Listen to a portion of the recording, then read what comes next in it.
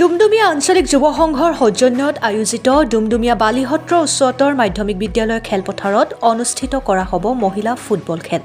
জানিব পৰা মতে অহা ইংৰাজী 13 নৱেম্বৰ বুধবাৰে দিনৰ 2 বজাৰ লগে লগে ডুমডুমিয়া বালিহট্ৰ উচ্চতৰ মাধ্যমিক বিদ্যালয় খেলপথাৰত অনুষ্ঠিত কৰা হ'ব প্ৰথমখন মহিলা ফুটবল খেল প্ৰতিযোগিতা। অনুষ্ঠিত হ'বলগীয়া মহিলা ফুটবল খেলত অংশগ্ৰহণ কৰিব দুটা শক্তিশালী ফুটবল টীম ক্ৰমে গুৱাহাটী টাউন ক্লাব বনাম নাগালেণ্ড মহিলা ফুটবল ক্লাব।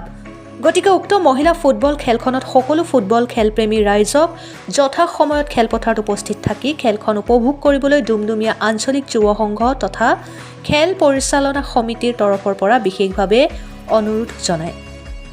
বটদ্ৰৱাৰ ডুমডুমিয়াৰ পৰা ভিডিঅ' জাৰ্নেলিষ্ট মফিদুল ইছলামৰ সহযোগত মজিবুৰ ৰহমানৰ ৰিপৰ্ট, অৰুণোদয় আছাম। নমস্কাৰ।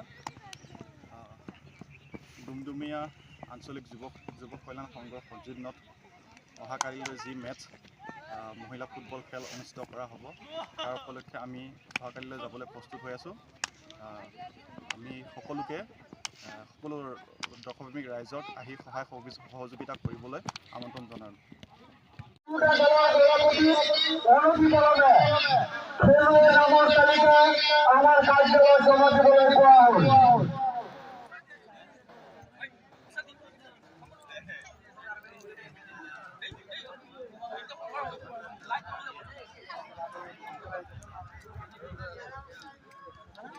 এতিয়া আমি আগবাঢ়িব ওলাইছোঁ।